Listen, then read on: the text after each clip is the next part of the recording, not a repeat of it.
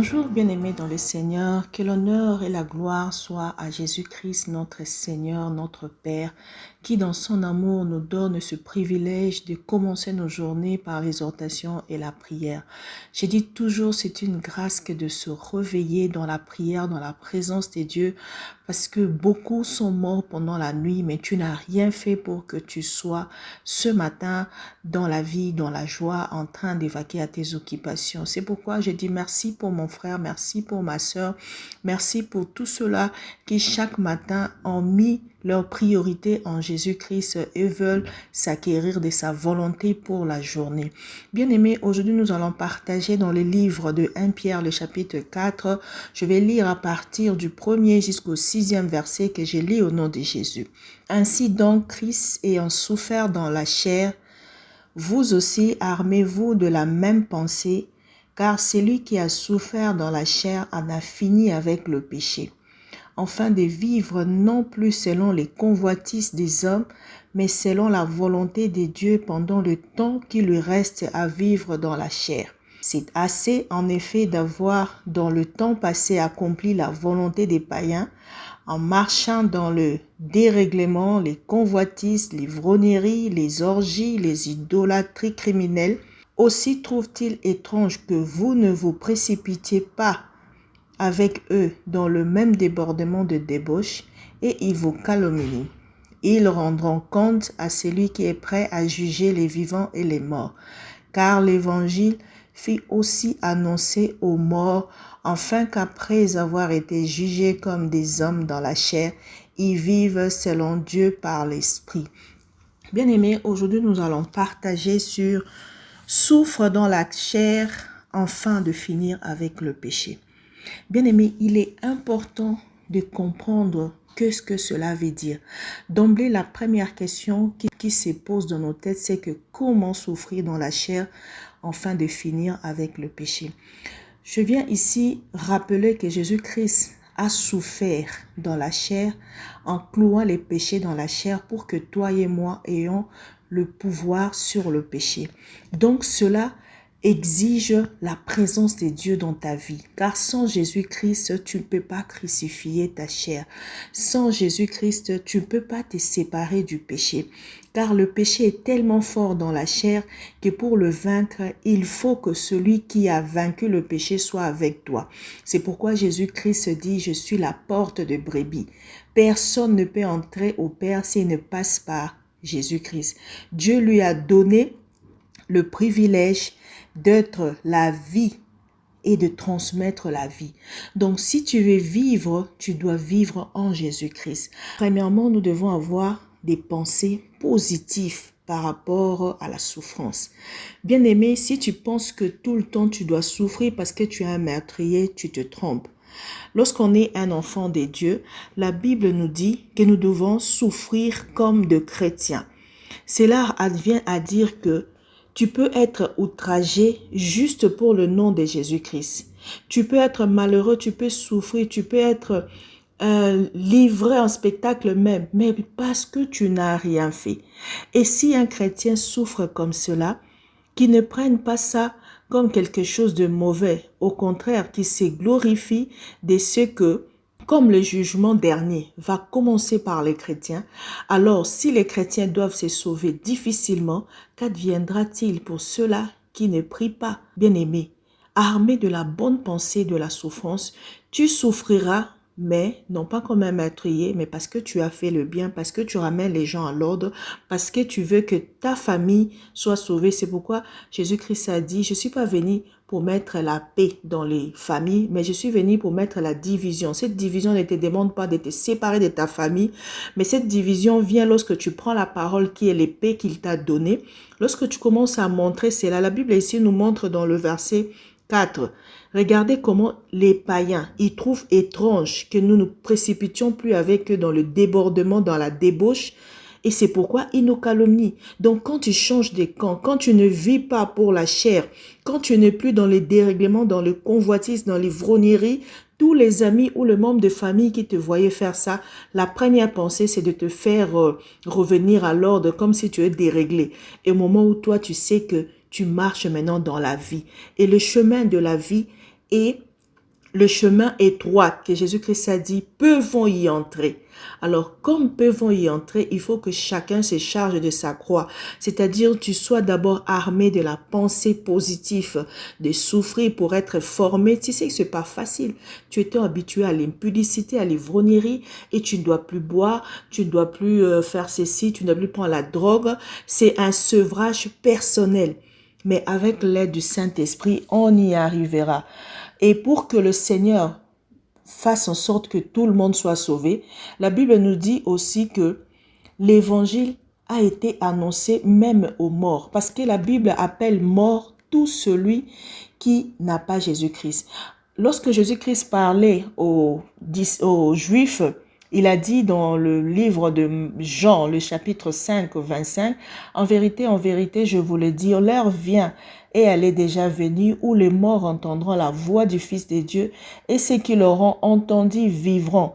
Car comme le Père a la vie en lui-même, ainsi il a donné le Fils d'avoir la vie en lui-même pour que tous ceux qui croient au Fils soient sauvés. » Alors, il disait cela par rapport au temps dernier que nous sommes, parce que nous sommes à la dernière heure. Bientôt, la Bible nous dit ici que le Seigneur Jésus-Christ reviendra. Alors, s'il revient et qu'il te trouve encore vivant comme autrefois, tu ne seras pas sauvé. C'est pourquoi l'opportunité est donnée à tout le monde de croire en Jésus-Christ, à tout le monde d'avoir accès à la parole de Dieu, aux morts. Parce que lorsque nous étions sans loi, sans Dieu, le Dieu était que le Dieu des Juifs, tout le monde était des morts. Mais avec l'arrivée de Jésus-Christ, tout le monde a eu l'opportunité d'avoir accès à la vie éternelle, justifiée par le sang de Jésus.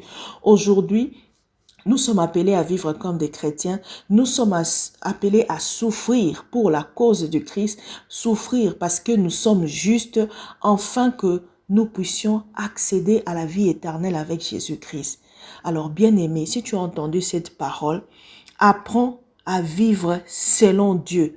Apprends à faire tout pour la gloire de Dieu. Nous devons être sobres, nous devons nous garder dans la vie des prières. Nous devons tout le temps chercher à marcher selon l'esprit pour ne pas marcher selon la chair. Et par-dessus tout, nous devons avoir l'amour, car l'amour couvre une multitude de péchés. Bien-aimés, avec l'amour, nous arriverons à accomplir toute la loi. Nous devons apprendre à exercer l'hospitalité les uns pour les autres, sans murmure, comme des bons dispensateurs de la grâce de Dieu. Nous devons nous mettre au service des autres. Par rapport aux dons que nous avons reçus, nous devons tout faire pendant le temps qui nous reste à vivre, à manifester la vie de Jésus-Christ. Nous devons être des Bibles vivantes, comme je le dis. Nous devons apprendre à annoncer des choses comme en annonçant des oracles, non pas à ouvrir la bouche pour tuer les autres. Et si nous avons un ministère, nous devons le remplir avec la force que Dieu nous donne, avec l'amour que Dieu nous donne, sans pour autant en faire un objet de gagner l'argent. Car je ne comprends jamais ces choses-là. Et beaucoup de gens maintenant s'y mettent comme si c'était un pain qu'on a donné à tout le monde, et beaucoup seront juste perdus parce qu'ils ont commencé des ministères sans Dieu. Ils en ont fait un gagne-pain, un ministère de vente comme la Bible le dit.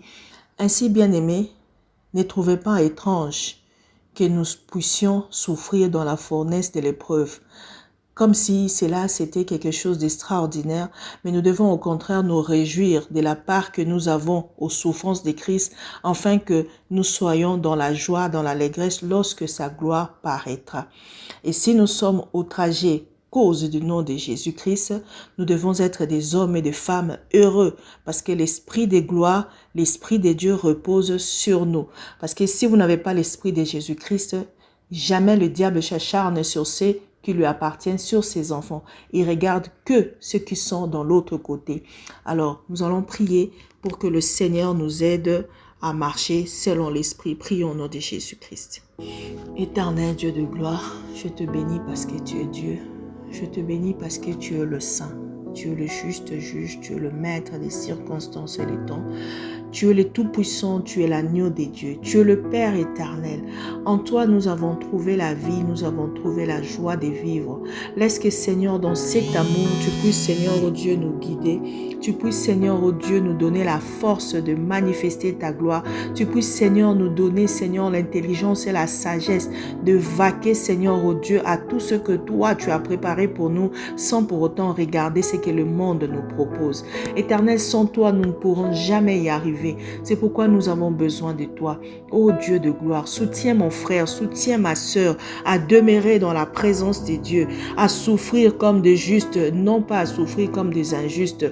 Nous voulons être la lumière, Seigneur, ô Dieu. Nous voulons, Seigneur, ô Dieu, manifester Jésus-Christ dans des vies. Et par notre comportement, beaucoup de gens, Seigneur, ô Dieu, puissent revenir à toi. Nous voulons, Seigneur, nous qui avons goûté que Jésus-Christ est bon, nous voulons montrer aux autres que celui qui se confie en Dieu n'est jamais déçu. Oh Seigneur, aide-nous, Seigneur, pendant ce temps de tribulation. Nous voulons vivre, Seigneur, en regardant en toi, en courant comme des athlètes sans regarder en arrière, sachant que le prix, Seigneur, au Dieu, de notre victoire est grande et glorieuse. Nous ne voulons pas regarder en arrière. Nous voulons, Seigneur, au Dieu, pas souffrir comme des meurtriers, mais souffrir comme des justes. Et comme la Bible dit, souffrir comme des chrétiens. Oh Seigneur, nous voulons marcher comme Christ. Je viens prier pour tous ceux-là qui t'attendent encore, pour tous ceux-là qui sont pieds dedans, pieds dehors. Seigneur, regarde mon frère et ma soeur. Il a besoin de comprendre qu'il est important d'avoir une bonne pensée par rapport à la souffrance. Car si nous sommes armés de la pensée du Christ, Jésus-Christ était armé de la bonne pensée positive qui devait souffrir pour que l'humanité soit sauvée. Nous aussi, mon frère et ma sœur, nous voulons que cette pensée soit dans notre vie parce que lorsque nous crucifions notre chair, lorsque nous le donnons pas ce qu'il désire, il finit par céder. Et c'est comme ça qu'on arrive à nous délivrer nous-mêmes du péché parce que le Saint-Esprit est toujours là. Car il a dit, faites le premier pas et le reste est à moi. Oh Seigneur, donne-nous, Seigneur, de venir à toi. Donne à mon frère et à ma sœur la force de poser le premier pas. Car tu n'attends que ça. Donne, Seigneur, à tous ceux-là qui écoutent, Seigneur, oh Dieu, ce temps, ce message, qu'ils fassent le premier pas. Nous voulons te recevoir comme notre Seigneur et notre Sauveur. C'est pourquoi, laisse que, Seigneur, pendant ce moment, tu puisses, Seigneur, oh Dieu, soutenir tes enfants. Car les temps, les jours mauvais arrivent. Sans toi, nous ne pourrons rien. Sans toi, nous n'arriverons à rien accomplir. C'est pourquoi viens nous donner la force. Viens nous donner la sagesse, l'intelligence. Viens faire en sorte que nous puissions vivre selon l'esprit, en gardant nos langues en bride pour finir avec le péché de la bouche. Nous voulons avoir la sagesse de comprendre certaines choses pour que, Seigneur, nous puissions être des dispensateurs de la vie dans nos maisons, dans nos foyers. Nous voulons être des gens libérés d'esprit, de corps et de âme, afin de manifester Jésus-Christ. Oh Seigneur, bénis cette journée. Bénis mon frère et ma soeur. Bénis, Seigneur, nos parents. Bénis tous ceux qui sont malades. Je prie pour tous ceux qui sont malades, pour tous ceux qui sont dans la mort, pour tous ceux qui sont païens encore. Seigneur, laisse que tu puisses libérer le vent, Seigneur, de te chercher. Pendant ces temps de calamités ou de problèmes où la terre est soumise à des problèmes mondiaux, des problèmes de virus, Seigneur, c'est parce que tu veux gagner plusieurs. Que beaucoup de cœurs reviennent à toi. Que les âmes puissent te chercher. Que ceux qui te cherchent, Seigneur, puissent te manifester en eux pour qu'ils te retrouvent, Seigneur, oh Dieu. Ceux qui sont affaiblis, qu'ils, Seigneur, oh Dieu, reviennent, Seigneur, au Père. Merci, Éternel de gloire. Merci pour la vie. Merci pour la journée que tu bénis. Merci pour nos enfants. Merci pour les enfants dans la foi. Merci pour tous ceux-là qui, chaque jour, viennent dans ta présence se ressourcer, car tu es celui qui fait de nous des sources d'eau vive. Que les sources d'eau vive puissent couler dans les vies de tes enfants pour que, à notre retour, nous puissions nourrir et être, Seigneur, oh Dieu, de bénédiction pour plusieurs. Bénis cette journée, bénis tous les fouleurs à la pointe de nos pieds, bénis tout ce que nous allons faire et par-dessus tout, sois notre Seigneur et notre Roi. Marche comme un berger au-devant de nous, conduis-nous par ta houlette et frappe nos ennemis par ton bâton et que le monde sache que nous sommes de toi, nous sommes tes enfants. Au nom de Jésus-Christ, Amen.